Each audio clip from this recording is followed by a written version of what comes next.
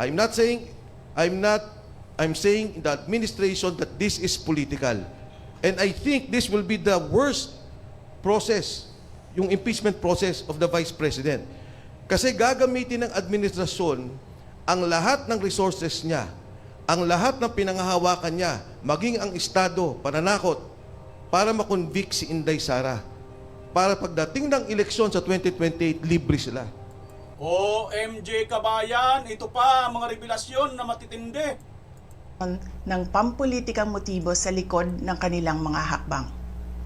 Huwag nating kalimutan ang makasaysayang talumpati noong Agosto 2024 ni Risa Ontiveros, kung saan malinaw niyang inilahad ang tunay na motibo ng akbayan bilang isang grupo. At habang ang anak niya ay may kapangyarihan pa, hindi magiging madali ang ating laban. While VP Sara is in power, the threat of a full-blown Duterte comeback is still a very real and present danger. For one, they are supported by one major superpower, China. Kaya malinaw na lahat ng ito ay isang uri ng harassment. Malinaw na lahat ng ito ay isang uri ng harassment, mga kababayan. At takot na takot po sila dito kay Vice President Inday Sara Duterte. At si Vice President Sara Duterte, mga kababayan, ang nag-ulit. Matagal na po ito.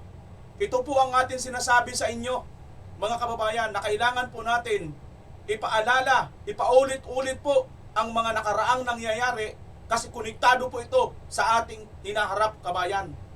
Isa pa sa konektado sa hinaharap, baka nakakalimutan nyo na rin po itong video na ito. Panoorin natin.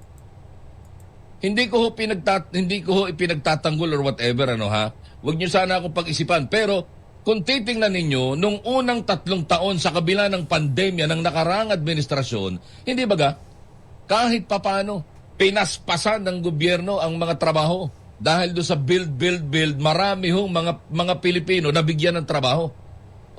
Doon sa tuloy-tuloy na mga programa na yan. Kahit na anong sabihin ninyo, lalo na yung mga troll. Yung sabi ni PBBM na libu-libong troll na kanilang binabayaran. Ayan mga kababayan, tama ba ang sinasabi nitong isang radio announcer na mayroon pong libu-libong troll na binabayaran itong si Marcos Jr. mismo? Panoorin natin. Nagsimula talaga lahat ng please all sit down, mga bahaba ito. I'm starting in 2016 pa malayo pa tayo.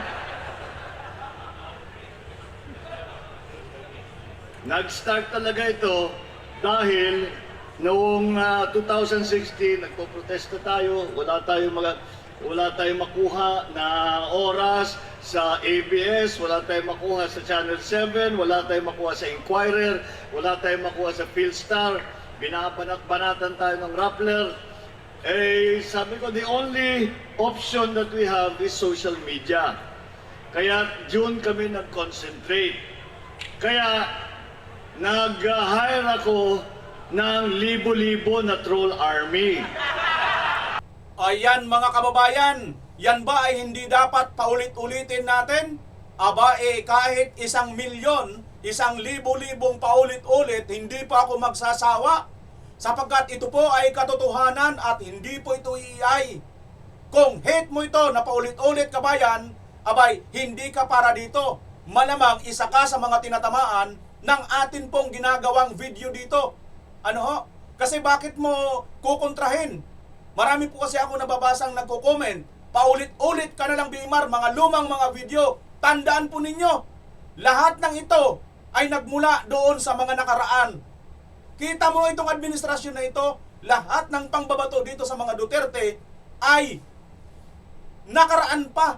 Inulit-ulit lang nila.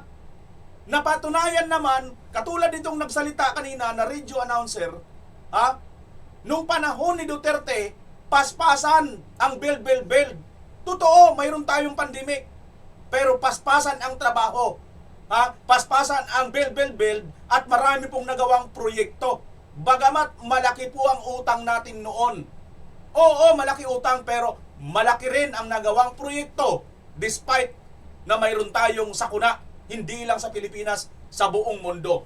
Now, tell me kabayan, ayaw mo bang ulitin natin ito? O gusto mo? O kasangkapan ka dito sa narrative nila? Na ayon nga kay Congressman Mike Defensor, this is the worst impeachment gagamitin nila, gagawin ng administrasyong ito para matanggal si VP Inday Sara. At ganun din ang sinabi nitong ni Risa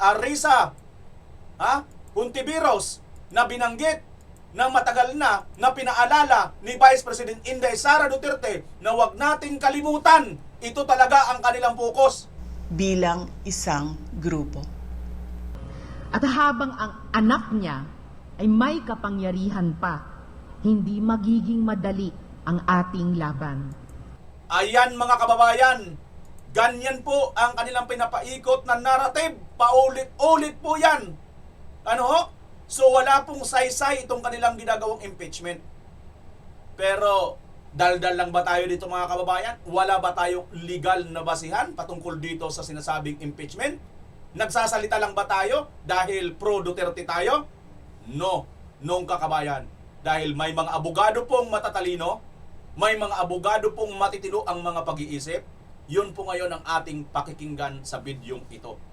Ngunit bago natin pakinggan kabayan, abay magpapasalamat po muna ako sa lahat ng walang sawang sumusubaybay, naglalike at nag-share sa ating mga video.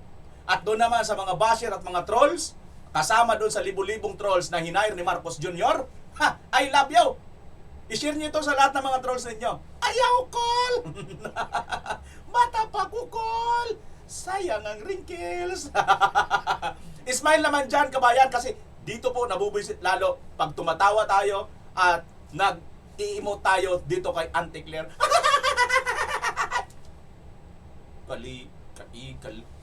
Kangilan ba? Hilasan tayo? Di ba? Di ba? Ako rin! Hindi naman ikaw ang importante. Pati ikaw nakikisama ka, moment ng BBM yun eh. O ito, si BBM nagpakita sa kanyang video, ano yung daladalang may bukol dito. Ayan o mga kababayan, bumubukol may pouch. Tinago yung baka nandiyan yung Italiano gold yan. Ayan ito itong nakabukol dito. Baka Italiano gold yan. Anyway kabayan, okay. Mahaba na ang intro natin. Ngayon lang ito nangyari, sobrang haba. Pero ganun talaga, no? Kailangan po natin ito isa-isahin. Ito na po mga kababayan, si Vice President Inday Sara Duterte patungkol po dito sa isyo. At dito sa video na sinasabi ni Risa Hontiveros ay mayroon po siya ritong banat patungkol na naman dito sa kanilang pinalulutang na anti-China narrative. At ang tindi nito mga kababayan, pati si Senator Marcolita ay pilit po nilang pinapasama. Itinan nyo, pahayag ni Senator Marcolita na tila isinusulong ang pamimigay. Grabe. Pamimigay sa Kalayaan Island Group. Lupit ng GMA mga kawayan, ang pagkaka-leading ng kanilang tila isinusulong ang pamimigay. Alam mo yun, yung para bagang tilang nagmamalasakit.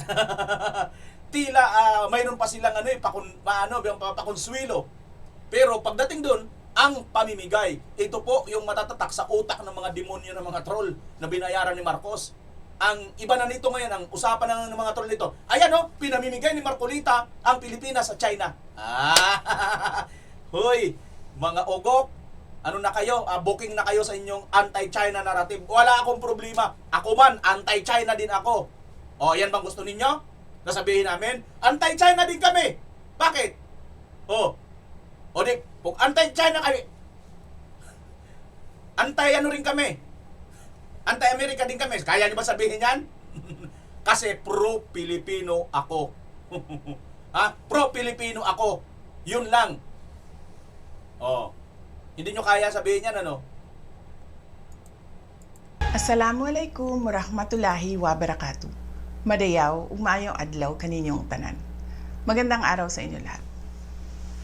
Ang impeachment complaint na inendorso ng Akbayan ay isang papel na walang kalakip na kahit anong ebidensyang magpapatunay sa mga paratang na isinasaad dito. Hindi na ito bago. Matatandaan na ang impeachment laban sa akin ay naging sagot nila sa aking pag-alis sa gabinete. Isang hakbang na isinagawa dahil hindi na maipaliwanag ng Pangulo ang patuloy na pagkalugmok ng bayan sa kahirapan dulot ng kanyang kapabayaan at bisyo. Noong 19th Congress, binuksan pa nila ang isang Investigation in Aid of Legislation. Hindi upang lumikha ng batas, kundi upang magsagawa ng isang malinaw na fishing expedition para sa planadong impeachment laban sa akin. Paulit-ulit nilang ibinandera ang isyung Mary Grace Piatos bilang umano'y bahid ng katiwalian. Kahit na sa kabila ng lahat ng investigasyon ay wala silang naipakitang kahit isang direktang paglabag sa paggamit ng confidential funds. Sumunod na dito ang bentahan ng mga pirma para sa impeachment at ang mga tinaguriang for later release projects na ipinangako umano sa ilang miyembro ng Kamara upang itulang ang impeachment laban sa akin. Mga pangyayaring mismong inamin na ng ilang mambabatas sa kanilang mga naging pahayag. Mga kababayan, walang kredibilidad ang akbayan upang mag-endorso o magsumite ng impeachment complaint. Ilang ulit ng hayagang ipinahayag ng kanilang pinuno ang kanyang intensyong tumakbo sa pagkapangulo. Isang malinaw na indikasyon ng pampulitikang motibo sa likod ng kanilang mga hakbang. Huwag nating kalimutan ang makasaysayang talumpati noong Agosto 2024 ni Risa Ontiveros, kung saan malinaw niyang inilahad ang tunay na motibo ng akbayan bilang isang grupo. At habang ang anak niya ay may kapangyarihan pa, hindi magiging madali ang ating laban. While VP Sara is in power, the threat of a full-blown Duterte comeback is still a very real and present danger. Bakit pagka nagsasalita ito, laging yumuyuko, kabayan? No? Napansin ko lang, binabasa niya ba yung kanya sinasabi? Sabi nila matalino ito. May matalino bang may kudigo pa? Di ba? Kasi ang alam ko ng matalino, spontaneous na magsasalita. Nandun na sa kanyang utak lahat ng kanyang sasabihin. Wala nang kudigo. Tama ako, hindi? Katulad sa atin, wala akong kudigo dito, kabayan, no? Wala, as in wala. Oh. For one, Pero hindi ko naman sinasabing matalino ako, ha? Hindi ko sinasabing matalino ako. Compare dito kay Hunte virus, mga kababayan. Pero, ang pinupuna ko lang, kung matalino ka, at kung talagang bukal sa loob mo, nasa puso mo yung sinasabi mo, why not magsalita ka nang hindi ka nangungupya? Ibig sabihin, kailangan nyo talagang mayroong pagkopyahan, mayroong pagbasahan, mayroong binabasa para ma-deliver nyo yung gusto nyong i-deliver. Wala, hindi bukal sa loob. we are supported by one major superpower, China.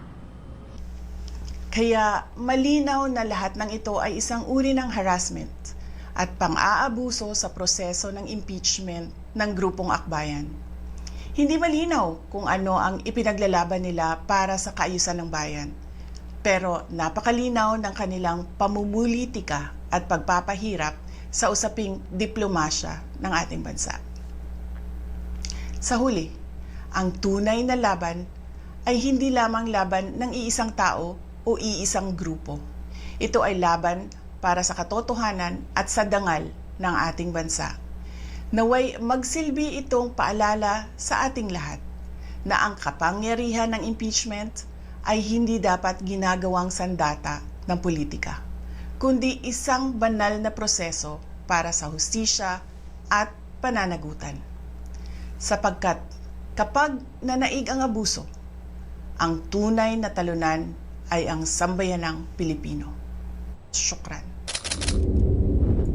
Kita nyo, kabayan, si BP Inday Sara, pag nagsalita, diretso, ano ho? So ito na, diretso na kaagad tayo sa isang abogado. Nabanggit ni Vice President Sara Duterte itong paulit-ulit na pagbanggit daw nila nitong paggamit sa pangalang Mary Grace Piatos. At mayroon nga pong lumutang na ilalantad daw itong si Mary Grace Piatos. Sino ba talaga ito? Ano ba talaga ang dapat dito, mga kababayan? At yung pangalawa naman Wait lang ha, ito na. Umpisan muna natin dito sa umpisa. dyan sa DZXL News. Magandang araw po sa inyong lahat. Ako po ang inyong lingkod, Attorney Rene Bueno, at ngayon po ay gagawa tayo ng legal analysis tungkol sa impeachment complaint ni Vice President Sara Duterte. Ito mga kababayan ha, pa-disclaimer ko muna. Ito po si Attorney Bueno, The Law and Beyond, ang kanyang channel. Puntahan nyo po mga kababayan, subscribe po natin. Ang kanyang channel 195 subscribers, no? 195,000 subscribers. Ayan po. Katulad sa akin, i-bill all nyo po. Pindutin nyo po yung bill all. Pakipindot po ito. Ito kamukha na yan, no? Ayan, mayroon po dito nakasulat na all. Yan po ang pindutin ninyo kabayan, yung all na yan. Para ma-notify po kayo. Ayan, oh, kamo sa akin, naka-bill all ako. Ayan po So ayan na. Napakaganda po kasi itong sinasabi. Hindi naman po natin nariringgan ito na pro-China ito, pro-BBM, pro-VP Sara. Kundi ang tinatalakay po ni Attorney Bueno, mga kababayan, ay bueno mano sa batas. Bueno sa batas lang po ang pag-uusap. Hindi po sa sariling kagaguhan at interpretasyon ng mga iing na mga abogago katulad ni Gagong. 'Di ba? Si pinanganak ng 80-80. Ito po totoong law expert or abogado talaga, nag-aral, nagsuri at maayos po ang pagsusuri patungkol sa batas. At isa nga sa kanyang topic dito ngayon ay ang Mary Grace Piatos na binanggit na rin po ni BP Inday Sara. Bakit ayaw na iharap siya? Ano ang sekretong ayaw ipabunyag? Ayon dito kay attorney patungkol nga kay Mary Grace Piatos. Pakinggan natin si attorney. So, madalas pinag-uusapan ngayon itong si Mary Grace Piatos at ang kanyang mga kasamang junk food na may kinalaman dito sa confidential funds, no, ng impeachment complaint laban sa Vice Presidente. Okay, at may dalawang magkakasalungat na tanong dito Ito ba si Mary Grace Piatos ay baon ba niya ang susi sa katotohanan ng impeachment laban kay Vice President Sara Duterte? O isa lamang siyang kasangkapan para ilihis ang atensyon muli, no? O ilihis ang atensyon mula sa tunay na issue. So, itong Mary Grace Piatos na to, hindi lamang ito usapan ng mga netizens o chismis lang ito sa kanto. Ito ay isang tanong na umabot sa pinakamababaw at pinakamataas na antas ng prosesong legal ng bansa. Bakit nga ba tikom ang bibig at tila ayaw iharap ng legal team ni Vice President Sara Duterte si Mary Grace Piatos bilang testigo sa impeachment laban kay Vice? Marami na kasi ang nagtatanong, may tinatago ba sila? O sadyang hearsay, sabi-sabi, haka-haka lang ang lahat ng ito? Yan ang mga katanungang lumalabas. Ngayon, hihimayin natin ang tatlong mainit na tanong. Ano ba papel ni Mary Grace Piatos sa isyong ito? Bakit nadamay si Mary Grace Piatos, no, sa impeachment narrative? Ano ang legal na implikasyon ng pagtanggi ng defense team na iharap siya? Kasi ng mga nakarang araw nga ay sinasabi daw ng abogado ni Vice President Sara Duterte na ihaharap na, pero ito ay pinasinungalingan ni Attorney Powa Bayan, no? Yung legal counsel ni Vice President Sara Duterte. So hindi totoong ihaharap nila ang Mary Grace Piatos bilang parte ng kanilang legal strategy. Ayon sa ulat, no, sa balita, malinaw ang pahayag ng mga abogado ni Vice Duterte. Wala silang planong iharap si Mary Grace Piatos sa anumang impeachment proceedings. Medyo natatawa ako dito Bakit, attorney? Paano mo iharap si Mary Grace Piatos yung isa, ano yun? Ensimada. Yung isa naman chichirya.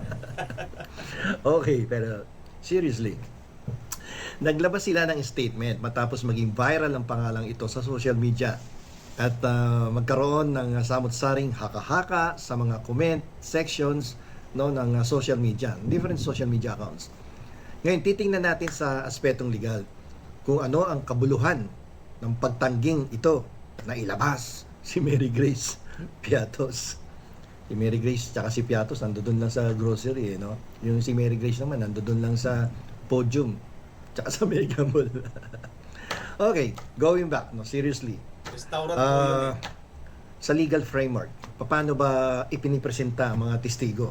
Pag nasa proper trial na tayo, ano ba nangyayari sa loob ng court, no, courtroom kapag may trial na? Paano ang presentation of the witnesses in a case? Sa impeachment, hindi pwedeng basta-basta maglabas ng tao. May sinusunod po yung proseso sa presentation of witnesses during the trial. Hindi lahat ng testigo ay kusa. Pwedeng gumamit ang Kongreso ng pagpapalabas ng isang dokumento o dalawang dokumento na kung tawagin natin ay subpoena ad testificandum. Ito ay utos ng korte para piliting humarap at magsalita ang isang tao at siya ay tumistigo. Ba? So, yan ang una, subpoena ad testificandum. At yung pangalawa naman ay nautos ay subpoena duces tecum. Ito naman ay utos para magdala ka ng mga dokumento o ebidensya para masuri, no, ng huwes kung yan ba ay pwedeng ebidensya o hindi ebidensya, no, na gagamitin sa trial of the case. Pagkatapos niyan, para ka na nagluluto niya, may gisahan. Gisahan yung examination niyan of the witnesses and the evidence, no, na dineklarang admissible ng hukuman. So, ganito yan. Kapag isinalang na po yung testigo sa hukuman, may proseso yan. Dadaan siya sa unang-una, direct examination. Ano yung direct examination? Ayan po yung paglalahad ng kanyang kwento at kung ano ang kanyang nalalaman tungkol sa issue at sa kaso. Pagkatapos ng direct examination, andyan dyan yung cross-examination. Ito naman yung paglilinaw at pagsusuri ng kabilang panig ng kalaban mo para hanapan ng butas, no, yung testimonyang naibigay doon sa direct examination. Ayan, so may pangatlo pa, pwede ka pa mag-redirect examination dyan pag ginusto pa ng kabilang panig. Okay? So, sa House of Representatives, doon sa committee stage, parang maituturing mo yan sa Office of the City Prosecutor nag-iimbestiga pa lang yan. Kung saan sinusuri muna nila kung may sapat na basihan para magpatuloy sa paglilitis. Tinitingnan nila parang sa Office of the City Prosecutor, tinecheck kung may probable cause or reasonable certainty of conviction. Dito sa impeachment, pagdating doon sa Senado, yun yung trial states. Mas mahigpit doon ang rules. Parang totoong korte na yun kung saan ang mga senator ay tumatayong senator judges. No? Biruin mo, no? Si Nalito Lapid magiging judge. No? Si Pato, si Bongo sa isang impeachment trial. Okay. Okay, so pagkatapos niyan, tingnan na. Tingnan nyo kabayan ha. Tingnan nyo ha. Sinabi niya, biruin nyo yan, si Lito Lapid magiging judge.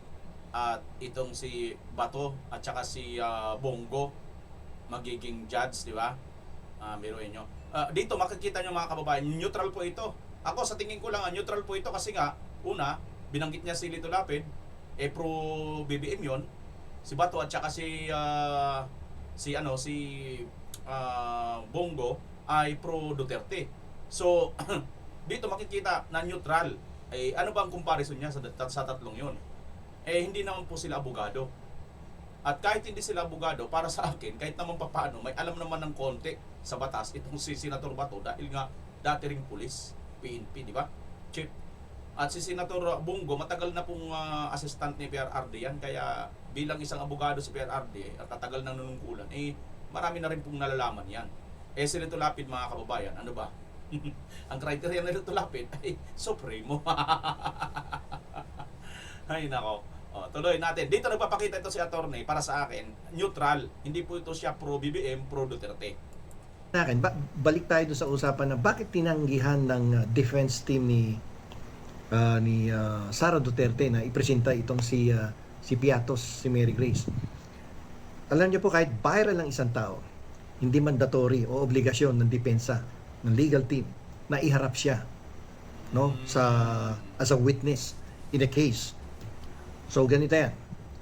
Ang mga posibleng dahilan is that pwedeng hindi naman siya yung material witness dito Baka wala naman siyang direktang alam o ebidensya na may kaugnayan sa mga akusasyon. So bakit ko pa siya ipipresenta? That is going to be a waste of time. Di ba? Pangalawa, mamaya hearsay lang naman yan eh. Di ba? Kung alam lang naman niya, ikwento ng iba.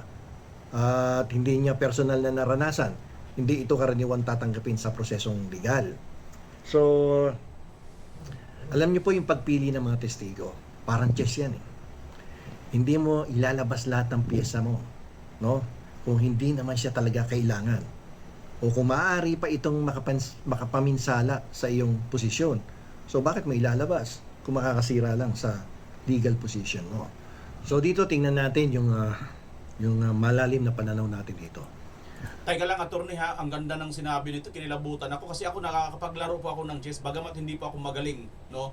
Naiintindihan ko po yung sinasabi ni attorney, yung legal process pala, yung pagkakaso, parang larong chess pala yan, na hindi mo kaagad ilalabas yung mga piyesa mo kung hindi naman kinakailangan. Ganito rin po pala, itong mga witnesses, mga ebidensya, hindi mo naman po pwedeng ilabas kaagad kung hindi pa siya kailangan. Kasi nga, imbis na makatulong ito sa'yo, maaari pa itong mag-create na makasira ka.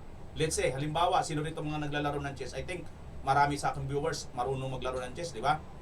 Ang pag isinulong mo na kaagad yung yung queen na hindi pa naman kailangan, abay baka ano kaagad yan. Makain kaagad yung queen mo, pawn lang, di ba? Magipit na kaagad. So, hindi agad-agad yan. So, mayroon po na. Pawn muna sinusulong, di ba? May mga ganon. Basic na basic yan, mga kababayan. Kasi, hindi po hindi makagalaw yung queen kung hindi bubuksan yung pawn. So, susulong ka na kaagad. Maaari lang, kabayo. Pero, wala pa sa logic, di ba? Pawn talaga, mga kababayan. So, ganito pala. Ang ganda ng paliwanag na attorney, tuloy natin. Sa batas po, ang panig na nag-aakusa, yung prosecutors, yung prosecution team, sila po yung dapat magpatunay ng kasalanan ng akusado. Yun. Dito, hindi po obligasyon ng Vice President na si Sara Duterte na tulungan ang kalaban sa pamamagitan ng pagbibigay ng sariling testigo. So, discretion nila yan. No? Pag sila yung nag-feed ng mga testigo ayon sa kagustuhan ng kabilang panig, lalabas niya parang lumalabas na helper yan ng prosecution team. So, hindi nila gagawin definitely. So dito yung pagtangging magpresenta kay Mary Grace Piato sa isang matalinong hakbang. Kung sa tingin ng mga abogado ay gagamitin lang siya para sa political drama at hindi naman makakatulong sa paglilinaw ng katotohanan. Ganito yan, kahit 1 milyon tao pa ang bumanggit sa pangalan ni Mary Grace Piato sa TikTok, sa Facebook o kaya sa YouTube channel, sa loob ng prosesong legal, ang ingay ay hindi po katumpas ng ebidensya. Kasi ang impeachment, yan, dapat yan nakatuon sa constitutional grounds at mga patunay na may batayan sa batas. Hindi yan nakukuha sa ingay. Sabi ko nga, hindi paramihan ng views yan sa TikTok, sa Facebook at sa YouTube channel. At dahil doon ipipresenta mo na yan bilang isang testigo. Yan ay dapat based on constitutional grounds. At may mga patunay yan, may mga batayan sa ilalim ng ating batas. So, I will reiterate, ang impeachment po ay hindi po tungkol sa mga viral names or personalities. Ito po ay tungkol sa tiwala ng bayan. Ang mga opisyal ng gobyerno ay nakaupo dahil sa tiwala ng mga mamamayan. So, sa impeachment, kaya may nagsasampa ng reklamo dahil maaaring nawala na yung tiwala ng bayan sa mga public officials na impeachable. Kaya merong reklamo sa Kongreso. So, kung may mga pagkakamali o paglabag sa batas, dapat silang humarap, no? Sa mga trials na katulad ng impeachment. At patunayan na wala silang binabiolate na batas sa ilalim ng ating konstitusyon. At sa impeachment naman, lahat ay dapat sumunod sa prosesong nakatakda ng ating konstitusyon. So, isipin natin, dapat yan, lahat yan, may accountability yan. No? At lahat yan ay dapat sumunod sa prosesong nakatakda sa ating konstitusyon. Yung yung legal process ay may kanya-kanyang standard sa pagpili ng ebidensya. At ang pagpili ng testigo ay hindi base sa hype, kundi sa legal relevance. Kung ito ba ay makakatulong sa paglilinaw ng katotohanan at pagtukoy ng katarungan. Sa kaso na to, tingnan po natin yung hearsay rule, no? Sa ilalim po yan ng rules of evidence sa Rules of Court of the Philippines. Hearsay rule, ibig sabihin, sabi-sabi lang yan, no? Wala ka namang personal knowledge dyan. So dito mahalagang malaman ang tungkol sa hearsay. Ito ay pahayag ng isang tao na hindi niya personal naman na nakita o naranasan, kundi ang kanyang sinasabi, nalaman niya lang mula sa iba pang tao. So tingnan natin yung general rule dyan. Ang hearsay ay hindi karaniwang tinatanggap bilang ebidensya dahil hindi natin maaaring ma-cross-examine ang taong unang nagsabi nito, kaya hindi tiyak ang katotohanan nito. Pag hearsay, walang probative value yan. Walang katimbang-timbang, walang kasaysay-saysay. Hearsay nga no ba? Diba? Kung yung testimonya ni Mary Grace Piatos ay puro hearsay, mababa ang halaga nito. Walang probative value at maaaring hindi man lang isama sa records ng kaso. Ayan mga kababayan, ang paliwanag ni Attorney Bueno. Grabe, may ganito palang pangyayari na wala talaga. Ito pa ang napansin ko dito mga kababayan, kailangan ang prosecution or yung mga nag-aakusa sila yung magpatunay. Ang bigat ng ang bigat talaga mga kababayan kung legal ang pag-uusapan. Sa naintindihan ko dito, ganito. Paano ngayon mapapatunayan? Kaya pala sa umpisa, kabayan. Wait lang nagkakagulo-gulo eh. Di marang gulo mo kasi. Ganito. Kaya pala mga kababayan, natatawa na kaagad si Attorney Bueno nung binanggit pa lang yung salitang Mary Grace Piatos. Kasi ganito 'yon. Ang prosecution pala o itong mga nagsampa ng impeachment ang kailangan magpatunay na si Mary Grace Piatos ay totoong tao nga. Sila mismong nagpatunay na si Mary Grace Piatos ay walang record sa National Statistics. So, paano nila ngayon kukunin yun na ebidensya? Nagigits nyo kabayan? Tama hindi? Isipin nyo, sarili nilang pinaniwala ang ebidensya, sa sarili nilang pinaniniwala ang ebidensya, doon din sila babagsak. Nakukuha niyo yung punto, kabayan? Kasi kinakailangan nila ilabas si Mary Grace Piatos. Alam nga naman si BP Inday ayon nga kay attorney, parang tinutulungan mo pa yung tuloy nito. Parang sobra ka naman sigurong tanga. Sino ba yung nagkinasuhan dito? Sige nga, comment ka kayo. Sino ba dito yung kinasuhan? Ikaw ang kinasuhan.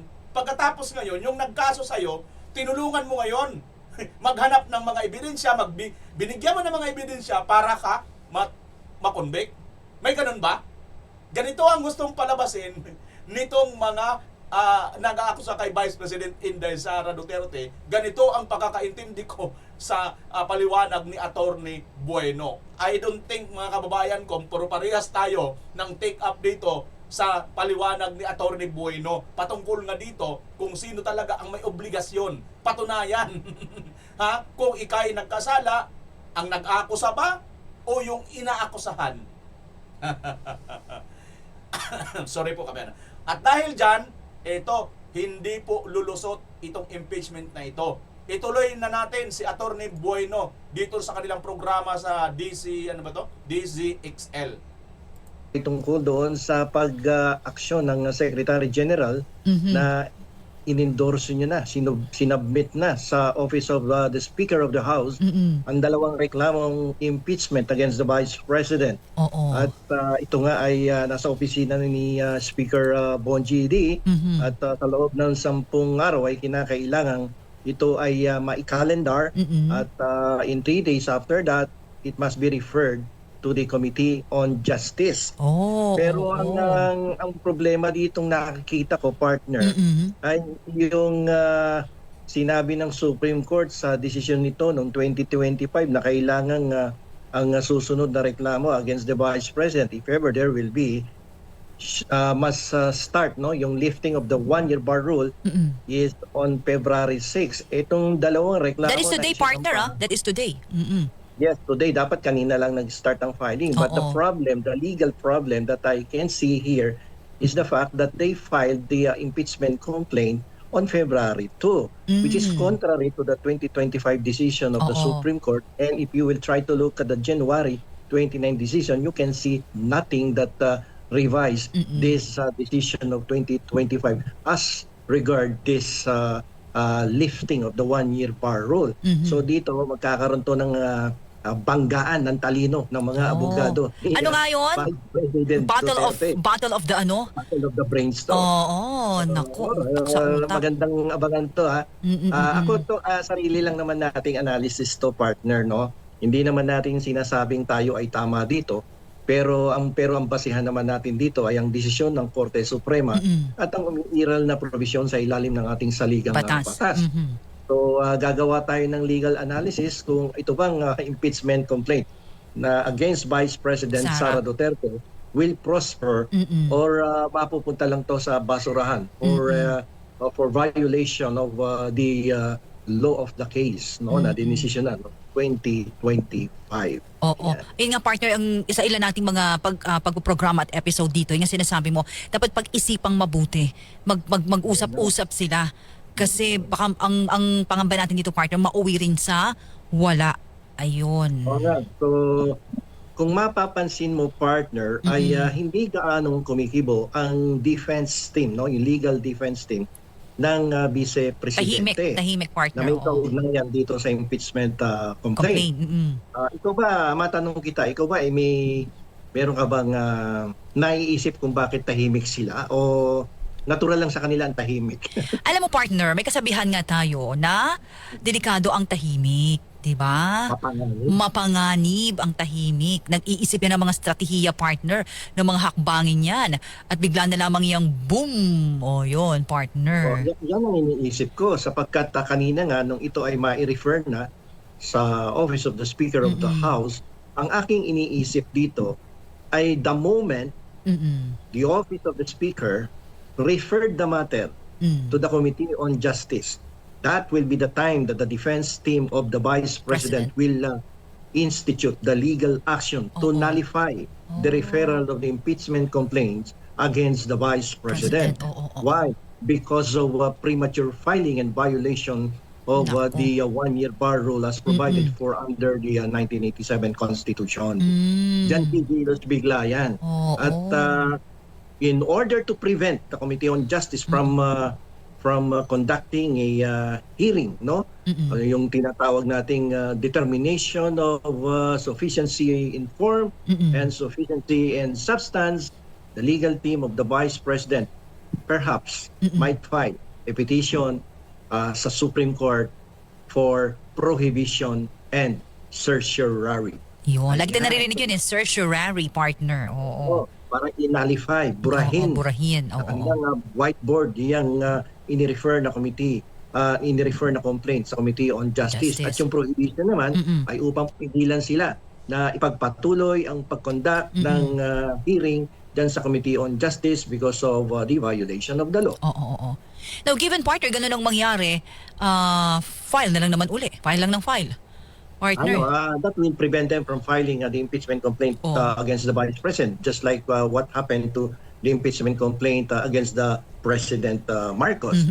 Kasi kapag sinabing, teka, nagsampa kayo, premature filing, it should have been filed on February 6. Pinail ninyo ng February 2. So you violated the one-year bar rule. If you violated the one-year bar rule, you are already stopped from filing another impeachment complaint in the House of Representatives.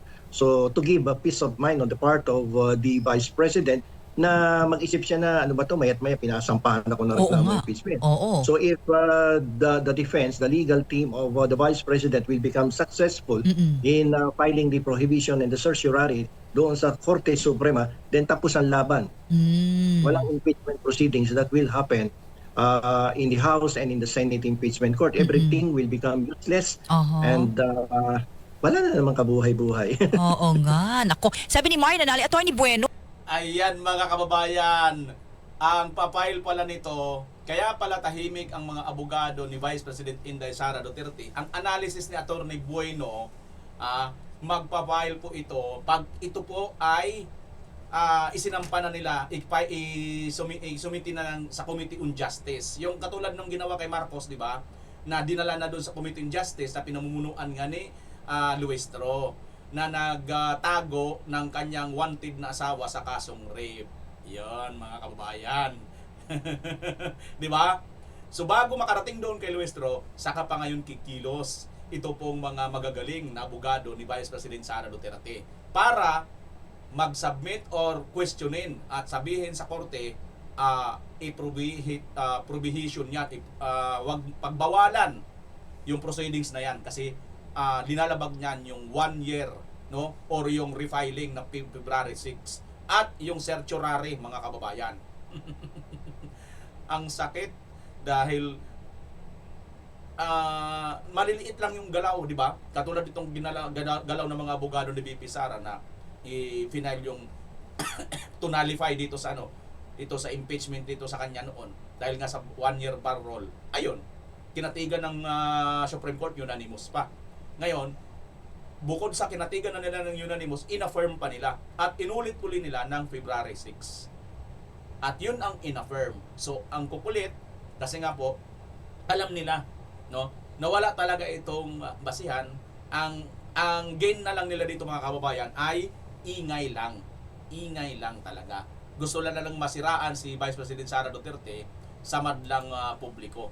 Para nang sa ganon, pag sirang-sira na, mabilis na nilang dagdagan pa ng paninira para nga po imadali na lang sa kanila talunin sa eleksyon. Pero naniniwala ba kayo dyan, mga kababayan, na matatalo si BP Inday Sara? Ay nako. Ito pa nga, dinagdagan pa ni Kong Mike Defensor. Panoorin natin si Kong Mike. Yung impeachment process of the Vice President. Kasi gagamitin ng administrasyon ang lahat ng resources niya, ang lahat ng pinanghahawakan niya, maging ang Estado, pananakot, para makonvict si Inday Sara. Para pagdating ng eleksyon sa 2028, libre sila. Una, ang sinabi ko na nga from day one, openly sinabi ko, ay Yun, mga kababayan, ito pala talaga ang purpose nitong Marcos administration, no? At mga nagsusulong ng impeachment. Gagamitin po lahat ng paraan, pagagalawin lahat ng paraan ni Marcos. Andyan na sa magbabayad siya ng mga libu-libong trolls, no? At siya na mismo may nagsabi niyan, aminado naman siya. Tapos ati pa niya nagsabi na addict siya. Mga kababayan, so ano pa ba ang mahihita natin dito kay Marcos? Kasi ito din dati niyang kakampi, gagawin ang lahat, sabi niya, na para lang po ma-impeach si BP Inday Sara. Tinik talaga nila ang mga Duterte, mga kababayan. Ano ho? Di ba? At ito pa, isa pa sa tinik ng lalamunan dito naman sa Senado, ito pong si Senator Marcolita, mga kababayan. Tingnan niyo itong title nitong JME, no? Bang klase, no? Pahayag ni Senator Marcolita na tila isinusulong ang pamimigay sa Kalayaan Island Group. Ano ba sa tingin ninyo? Misleading, ano? Misleading. Wala naman po siyang isinusulong na pamigay. Di ba, mga kababayan? Ako, hindi pa ako abogado, pero sa mga napapanood ko, sa mga sinasabi ni Senator Marcolita, ay wala naman pa ako narinig na sinasabi niya or para bang pinapatutunog niya, pinamimigay niya yung West Philippine Sea or yung Kalayaan Group of Islands, mga kababayan. Kayo ba, mayroon ba kayo nakita? Now, isa pa sa mga issue na dapat natin linawin dito sa mga punto ng ibang mga trolls na hindi nakakaunawa. Kasi kayo ay INC kayo, kasi kayo member kayo ni Kibuloy. Alam niyo, mga kababayan, maniwala kayo sa hindi po ako ay INC, hindi rin po ako KOGC. Hindi ako member ni Pastor Kibuloy or ng INC or nila Senator Marcolita. Pero bakit, Bimar, pinagtatanggol mo ito? Hindi ko rin naman puro sila pinagtatanggol. Ang pinagtatanggol ko po rito kung ano yung katotohanan, ang prinsipyo ng katotohanan, ang hustisya. Doon po ako nakabase. Versus dito sa mga mga narrative nila kung ano-ano. Kita nyo si Hontiveros, di ba? Yung akusasyon sa kanya ni Michael Murillo, di ba? Na nagbayad siya ng 1 million ay binasura po 'yun. Binasura ng justice, no? Yung kanyang isinampang kaso sa mga vlogger na nag-react dito. So ibig sabihin, mga kababayan, yung sinasabi ni Michael Murillo, kung pagbabasihan natin 'yun, totoo. At bakit hindi niya kinasuhan si Murillo? Kung yung sinasabi ni Michael Murillo na binabayaran siya ng risa ng 1 million, Mga kababayan, hindi yung totoo. Bakit hindi niya kinasuhan? Bakit ang kinasuhan niya yung mga nag-react dito? Ngayon, ang sinabi ng Department of Justice ay walang ebidensya na nagsasabi na mali ang ginagawa nitong mga vlogger, no? So ngayon, ibig sabihin, totoo pala ang sinasabi ng Michael Remunerio. Kita nyo mga kababayan, mayroon tayong senador na nagbabayad ng witness halagang 1 million para lang may idiin. Nakatakip ang mata, idinidiin si Pastor Kibuloy. Di ba? So dito wala pong kredibilidad itong Risa Hontiveros na ito. Na nandyan din ngayon sa Senado na isa rin sa mga makabanat kay Marcolita sa anti-China narrative. Na ang kanya pang banat dito kay BP Sara, kailangan talaga mawala ang Duterte. Tinik talaga sa kanilang lalamunan, mga kababayan. Ngayon, ano ang pinaglalaban ko dito? Yung katotohanan at tamang hustisya. Kaya anong relihiyon ka pa, Muslim, Buddhism, Taoism, Kristiyano, kung anong religion mo, Katolik, wala pong pinag-uusapan dito kung anong kinayananiba natin. Ang pinag-uusapan po natin dito kung saan ka panig. Panig ka ba sa katotohanan at tamang hustisya o panig ka sa kampo na nagbabayad ng mga troll, nagtatanim witness, nagbabayad ng witness na 1 million? Kabayan, comment po kung saan ka panig. Pinatikos ng ilang eksperto at mismong mga residente ng Pag-asa Island ang pahayag ni Senator Rodante Marcoleta na tila isinusulong ang pamimigay sa Kalayaan Island Group sa West Philippine Sea dahil wala raw ito sa Exclusive Economic Zone ng Pilipinas. Sagot naman ni Marcoleta, hindi niya yun sinabi at pinaikli raw ang konteksto ng kanyang mga pahayag. May report si Joseph Moro. Sa West Philippine Sea, matatagpuan ang Kalayaan Island Group na sakop ng probinsya ng Palawan. Binubuo ito ng 7 isla kabilang ang Pag-asa Island. Meron din itong 2 bahura. Sa land area na mahigit 88 hectares, ito ang pinakamalaking munisipalidad sa Pilipinas. Halos 400 na nakatira sa Pag-asa Island na may isang barangay. Ang buhay ng mga taga-Pag-asa hindi nalalayo sa buhay ng maraming Pilipino na nakatira malapit sa dagat. Pero sila araw-gabing nakaharap sa banta ng mga barko ng China na abot tanaw lamang. Kaya ang pahayag ni Senador Rodante Marcoleta nitong Miyerkules, ano ba talaga ipagpapatayan natin dito? We will offer our lives, including the lives of our children, and to die for it, for something that is not even within our EEZ. Ang gawin natin po para madali, i-give up natin yung KIG. hindi nagustuhan ng mga taga-Pag-asa. We take offense for what he has said kasi parang anong silbi nung bayan namin? Anong silbi ng mga magigiting na mamamayan namin? Na kumbaga they have already given up yung greener pastures elsewhere in the country just to stay there, being their kids, para gampanan yung provision sa PD 5096, yung effective occupation and control. Isang resolusyon ang isusulong sa Sangguniang Pambayan sa Kalayaan sa Palawan sa susunod na linggo para ipatanggal sa record ng Senado ang mga sinabi ni Senador Rodante Marcoleta. Binatikos din ang pahayag ni Marcoleta ng ilang maritime law expert. Kinilala na nga at lahat, tapos sasabihin mo, ipapamigay mo? I mean, anong klaseng kahibangan yan? You're following the Chinese position. Dapat mag-register ka as a foreign agent. Okay. Kasi you are echoing. Huwag na natin bigyan ito ng mga kababayan dito sa ating channel. Talagang masyadong bias, no? In-interview lang nila yung side nito. Sinabi naman ni Senator Marcolita na na sinurkat nila, no? Ayan, no? Si Anticler pang dito sa dulo eh. Tingnan ko natin yung si Senator Marcolita na tingnan natin kasi sa Anticler pa itong isa eh. Idiniin naman ngayon ni Marcoleta na hindi niya sinabi na ipamigay ang Kalayaan Island Group. Sabi ng senador, sadyang pinaiikli ang konteksto ng kanyang sinabi sa pagdinig ng Commission on Appointments.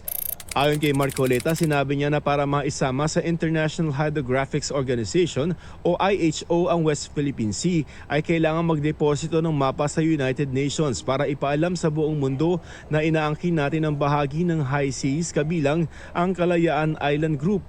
Sinabi niya raw na hindi yan pwede dahil paglabag ito sa UNCLOS maliban na lamang kung isusuko ang Kalayaan Island Group para maresolba ang issue. Joseph Morong nagbabalik. Kayo nang umusga dyan mga kababayan kung paano ang mga news na ito. Pero para sa akin, hindi ko masyado mag-gets, no? Hindi ko masyado mag-gets na para bagang tela ang mga istasyon natin ngayon ay talagang sila anti-China narrative yung dating. Sabi ko nga sa inyo, anti-China rin ako, anti-Amerika ako, anti lahat ng bansa. Pro-Philippines ako, yun lang. Tapos, bakit? Magagalit ba kayo sa akin kung anti ako sa lahat ng bansa? Ha? Pro-Philippines ako eh. Nung pakialam ko dyan sa ibang mga bansa na yan, tinutulungan ba ako? Hindi naman eh. Di ba? Ay nako. Yan mga kababayan, nakaka-high blood eh. Pero bago tayo ma-high blood, ito yung medyo nakakalungkot pong pangyayari mga kababayan. Ito po yung kay Tatay Digong mga kababayan, may nakakalungkot pong balita.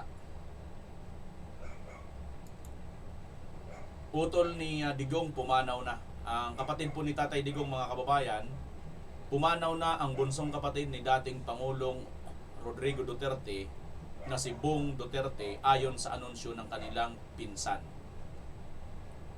Ito po mga kababayan, si Bong Duterte na bunsong kapatid ni Tatay Digong ay pumanaw na po di umano mga kababayan ayon sa pinsan. Condolences po sa pamilyang Duterte. Medyo sad po ito dahil nga po sa alam niyo naman po ang mga Duterte ay isa po sa napaka nagmagandang halimbawa ang kanilang ipinakita na pagmamalasakit sa ating mga maliliit mga kababayan. So sa pamilyang Duterte, condolence po mga kababayan. At punta na tayo naman dito sa inyong inyong mga masasabing ang walk sa komentaryo ninyo mga kababayan dito sa comment section. Patungkol naman po dito sa ating pinag-uusapan ngayon kung anong inyong masasabi ng mga nagpa-shoutout mga kababayan. Ito, tingnan natin ang mga nagpa-shoutout. Basta tayo ng ilang shoutout. Good evening BMR, nahimuot gyud ko nimo watching from New Cortes, New Corila, Davao del Norte. Sonsay Bangkas. Salamat po sa mahimuot kayo. Always watching, God bless you, sabi. Watching from Lebanon. Uy, ingat kayo dyan sa Lebanon. Tapos na ba ang gera dyan? Yan. BMR shoutout from Poblacion, Bislig City. Ayan, Rogelio Peninsula. Shoutout sa iyo, sir. Julita Almador, watching from Bohol. Good evening din sa iyo. Watching from Kuwait, sabi naman ni Maria Lina Lildo. Shoutout BMR, palagi akong nanonood sa iyo kasi palagi kang masaya, nakakawalang stress, parang nababawasan ang problema. God bless you, sabi ni Min Kabuhat. Salamat sa iyo, Min Kabuhat. Hello, Ate Charilo. Shoutout, Idol. Sayang si Claire, sabi ni Awino. Shoutout din sa iyo, Awino. Shoutout from Alapan, Uno A. Imos. Alex Guhiti. Uy, Imos mayroon akong balita sa Imos mamaya, sunod na video natin. Haba na ito. Lita Plarasin, watching from Madrid. Shoutout sa inyo sa Madrid, Spain yan Tama, ito yung Spain. Shoutout po sa inyo dyan Oo, napanood ko yan Hector Mabilangan, sabi ni Andy Di Guzman. Napanood niyo si Hector Mabilangan. Possible colostomy to divert the feces. Ayan, sabi ni Benedicta Taang. VMR, ngayon lang ako nakakita ng tao na mayroong turbocharger. Sabi ni Marbilito Honor. May turbocharger. Watching from Hong Kong OFW, Marcel TV. Ito, Mary Grace Piatos daw mga kababayan. Mukhang troll po ito. Troll ito. I-heart lang natin. I-heart lang natin baka sakali, no? I-heart lang natin. Mukhang troll ito mga kababayan. Ayoko nang basahin ng kanyang comment. Pero pakiramdam ko mukhang troll yan eh. BMR sir, kanang sa kilid ni BBM, charger na. Bubas. Ayan mga kababayan. Okay? Salamat ha sa mga nag-like at nag-share. Ayan po. I-ano ko na lang, i-heart ko na lang yung iba. I-heart ko na lang kahit mga troll. Tawan nyo si BMR, sabi nito. Merry Christmas FL, tama ka dyan. Okay mga kababayan, dyan muna natin pansamantalang tatapusin ang ating reaction video. Maraming salamat Pilipinas as always. Bye-bye!